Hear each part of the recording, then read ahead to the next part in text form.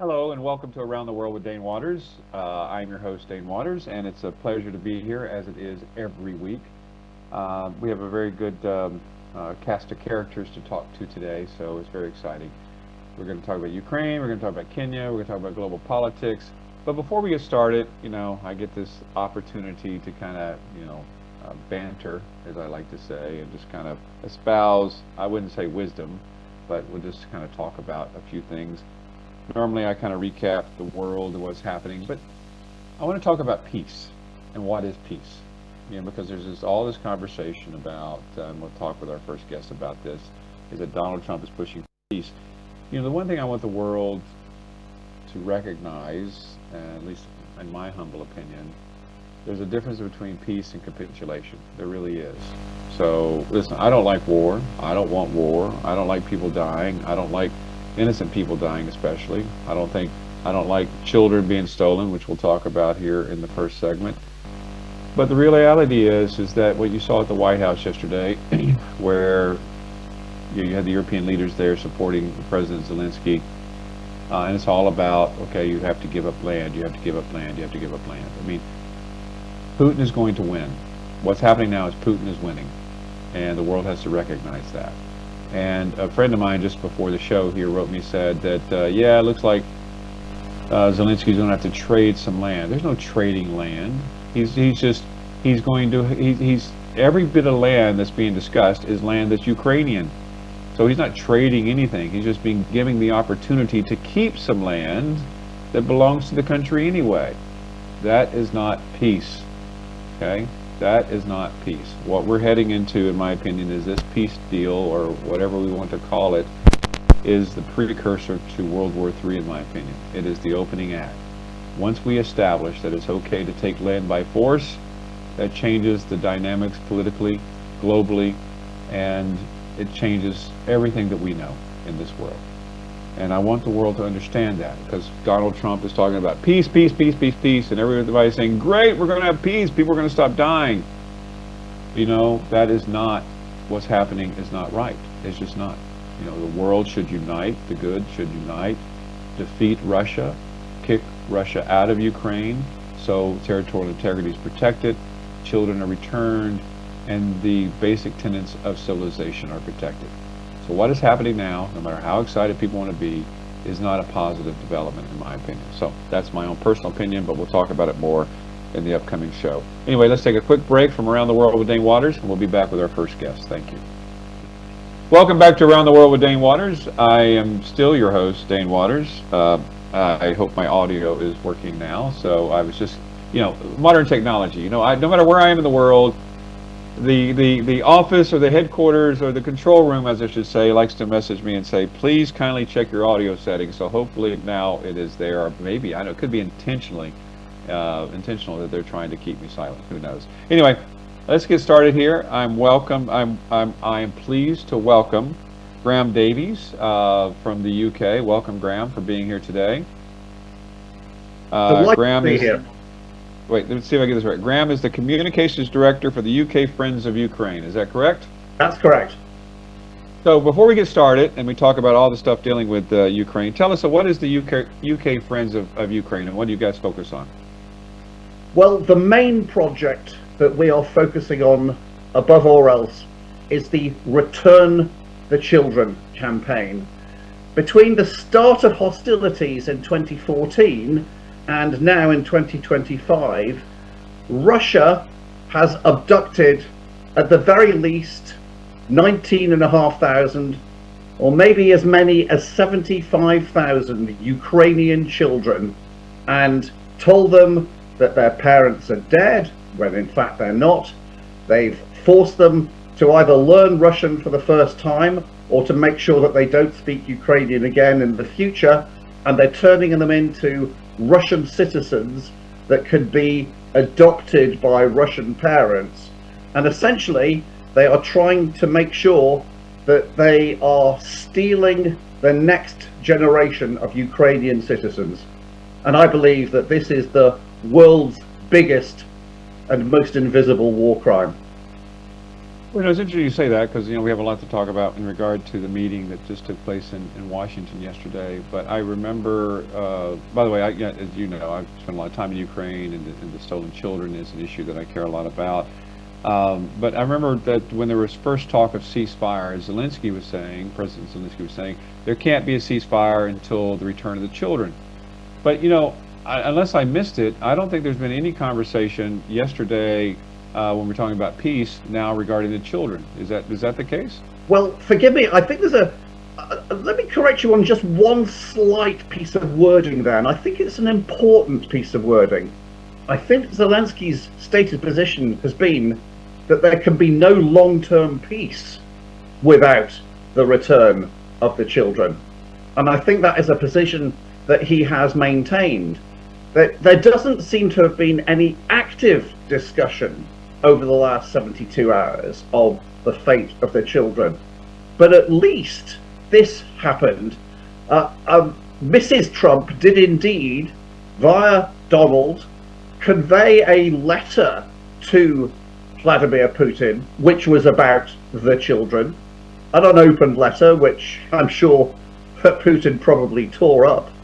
But Zelensky did produce a piece of rather positive presentational political theatre when he produced a letter which was a thank you letter, we're told, to Mrs. Trump, thanking her for the care that she has shown to the stolen children. So although there haven't been active discussions, at least the issue has been aired, and that is one of the very few positives I believe we can draw from the last 24 hours. Well, let's take a little break from the children and talk about just overall what your impressions are regarding what's happening with the discussion, like what happened in Alaska and what's happening now. I mean, where do you think we're headed? Well, this is very much not a case of peace in our time. Still the guns are firing. There is no ceasefire. There is no long-term specific mechanism for the security of Ukraine. It looks as though Russia is going to keep the land that has invaded. It looks as if it's going to get more land that it hasn't yet successfully invaded. There's going to be no reparations paid by Russia, and this very much looks like a Munich or Budapest tribute act. I don't think we're in a good place at all. So what do you think, what precedent does this set for the world, in your opinion? Appeasement to dictators has never worked, as far as I can see in any of my study of either recent or long-term history. To me, this looks like a blood-soaked tyrant who is being rewarded for his aggression. And once you reward a tyrant for their aggression, they will crave more and more reward. And I'm afraid it sets a precedent of this happening again and again. I must say, I felt almost physically ill when I saw the man who is, by a long way, the President of the United States, by a long way, the most powerful person in the world, welcoming onto American soil in Alaska with a red carpet and a round of applause Vladimir Putin, who frankly is an obvious war criminal. I found that a precedent that I hope will not be continually repeated, but I fear that it will be.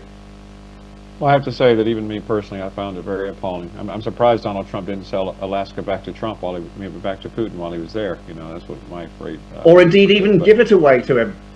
That's very true. And once again, I need to reiterate, as I said in the monologue, is that we all want peace. We all want the bloodshed to stop. We all want we people crave peace. But once again, there's a difference between peace and capitulation, and giving in to a tyrant. And what we saw in Alaska, honestly, to me, is just a quest by Donald Trump to try to win the Nobel Peace Prize. And I will just say up front that even if there is some type of peace and he gets the Nobel Peace Prize, I will never have any respect for the Nobel Peace Prize again. That's just what I'm saying up front. Anyway, so let's just keep going. Enough of my personal tirades here. So, okay, at least it's progressing, right? So let's just talk about the fact that Alaska happened. Now the world leaders came to the United States, to the White House to talk. I mean, where, you being Brit, what do you think about Keir Starmer? How do you think he's handling all of this?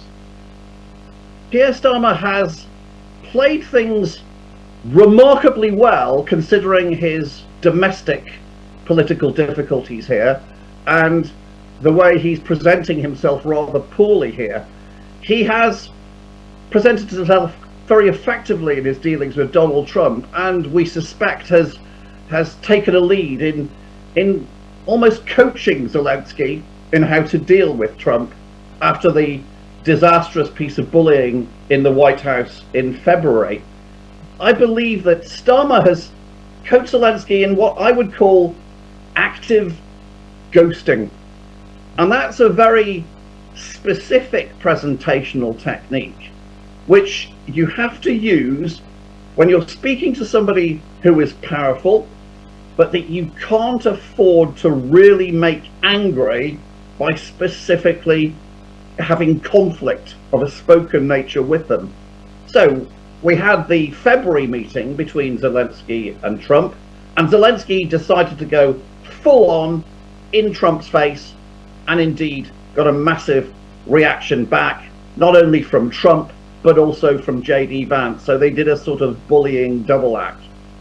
Now Starmer, I believe, has counselled Zelensky to do the active ghosting, and what that means is to make sure that you listen vastly more than you speak, and when the other person is saying things that you find innately obnoxious, that makes you very angry, and which in normal circumstances you would specifically and vocally disagree with, you smile just slightly and you nod just very slightly, and you let it wash over you to a certain extent before eventually making a calculated deflection of what's being said to you, but overall giving the person who's doing the rant towards you the impression that you're listening in a genial, positive way. Now that is a very, very difficult technique, but when you're dealing with Donald Trump, if you don't want conflict with him, that's a technique that you've got to use, and I think Starmer's helped Zelensky to do that. Well, maybe I should have Keir Starmer give me some lessons as well, so I can master that technique. But just for full disclosure, you can see up above your left-hand shoulder is a picture of you and Donald Trump up there on the wall. So you do have some experience with the gentleman. So let's talk about Europe as a whole. I mean, do you think that Europe? I mean, we had Macron there. We basically had the French, the Brits, the Germans, the Finns, the European Union. I mean, it was a pretty impressive crowd there yesterday.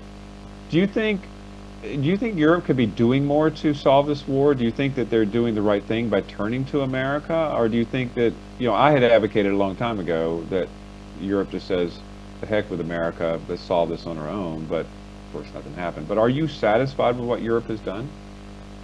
Since the end of the Cold War, every Western European country has shamefully lowered the amount of defense spending that it's carried out. It's reached ridiculously low degrees, and everything that's happened in Ukraine has focused European minds on the fact that spending as a percentage of GDP has to increase. But putting that aside for a moment, Europe had to have a certain input into the Zelensky-Trump interaction, I believe. And this, again, I have to reluctantly applaud Starmer, because he certainly led this. There had to be some mechanism that made sure that Zelensky could not be bullied on his own by J.D. Vance and Donald Trump. And so, almost like Captain America in Avengers Endgame, Keir Starmer assembled the Avengers, a group of them, to come and act as Zelensky's supporters in the interaction of yesterday. And as well as being his supporters, it also meant that those individual European leaders could play into the Trump narrative. Donald Trump likes to be treated like a king, like an emperor. He likes to get obeisance from leaders who he sees as being inferior to him, and them coming to attend his court actually plays into his presidential ego. So everybody won by that cross-European ploy. I have to say, there's no doubt about it. I'm sure Donald Trump was loving every second of it. The fact that everyone became, knocking on his door, at the White House to hang out with him to try to deal with this issue. So let's go back to the kids' situation, the children's situation. So, what do you think is going to happen in this regard? I mean, where the path of peace is headed? We'll back up. Let's educate the audience a little bit more on stolen children. Like, why are they being stolen and what's happening?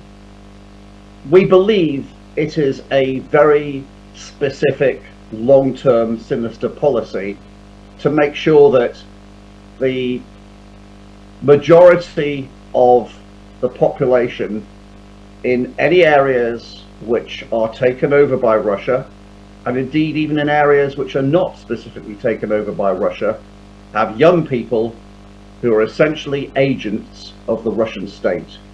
Not necessarily openly, but very definitely proactive agents. And this has been a very calculated ploy over a long period of time. And one of the reasons why it has been successful so far is that the world has not been talking about it enough. And the Ukrainian Ombudsman's office, who we have been working with, their job is to make sure that the world does know about it, the world does talk about it, and the world wants to do something about it. And what we're trying to do is a three-pronged operation. And the three prongs are speak, search, and rescue. I've been involved in helping to create the communications and coaching the communicators, including the Ombudsman himself, Dmitry Lubinets, to go around the world, to give interviews, to do keynotes, to make sure that they get enough international support of the project. Secondly, search. Well, we have a very specialized team of searchers, most of them from a military background, of course, who not only are using the most sophisticated techniques in terms of the internet and IT in general, but also doing specific operations to find individual children. And also the third rung of that sequence is rescue. The parents involved, when they're identified as having a stolen child, are not necessarily keen to give them up. And so very specific rescue operations have to be undertaken in order to get them back. Now, that three-pronged approach is very labor intensive. It takes a very long period of time, and it takes money. And it's not easy. It is going to take some time, and there is going to be some angst and conflict involved.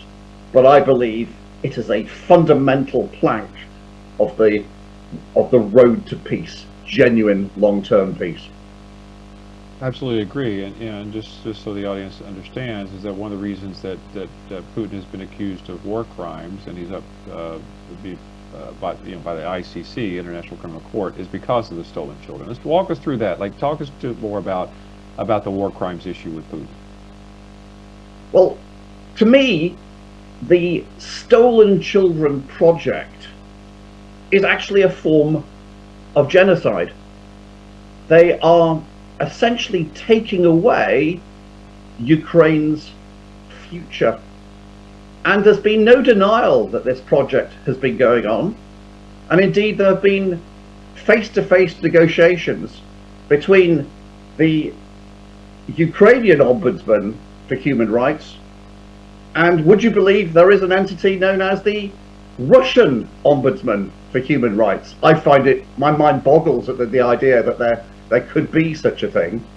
But they do specifically negotiate about certain families or certain groups of families, and there's no denial that this project has occurred. It's the sheer brazen openness of it that I find staggering, and I find it staggering that it hasn't been specifically blasted all over the media, all over the world, as not just a quiet, silent war crime, but something that should be screamed from the rooftops. Well, once again, I agree with you, because this, what the world has to understand is that, let's put it in black and white terms. Vladimir Putin is stealing children from Ukraine, taking them back to Russia, and doing all types of sorts of things to them, and turning them into, whatever happens. But he is stealing children. Any parent of any kind, think about it. Stealing your children, taking it to another country, and the world's not doing anything about it. So, yes, peace is important. We need to solve this war. People need to stop dying. But this man, Putin, is stealing children. And so this goes back to what you said originally, is where you see that President Trump just was smiling and applauding him as he's walking up. This is, once again, a man who has stolen 19,000 or maybe up to 70-something thousand children. And it's just and surely, Dane, it's one of these things which, as a hardcore, sometimes hard-nosed, and you might see uncaring presentational professional, you can often see on many contentious political issues that reluctantly, even though one heavily believes in one side, that there's always another side to the argument. Whether you believe that Israel is justified or not in its constant response to the 7th of October atrocities, there are two sides to that argument, conceivably. But this issue, the issue of stealing the children of another country, there is no other side to the argument. There is nobody who can say, well, actually, Putin's doing a good thing here. You have to remember the background. He's actually giving a good life and a good future to these children. Nobody exists in the world, I believe, who could make that argument. And it's perhaps because there is no counter argument that it makes it so difficult to scream, because some people just can't believe it. I agree. Well, listen, Graham, sadly we're out of time. I really appreciate you being with us today, and I look forward to having you back, and good luck with everything that you're doing, and it's very critical work that you're doing, so I applaud your efforts. So thanks for being with us today. It's been a pleasure. Thank you, Dane. Thank you. Let's take a quick break from Around the World with Dane Waters, and we'll be back with our next guest.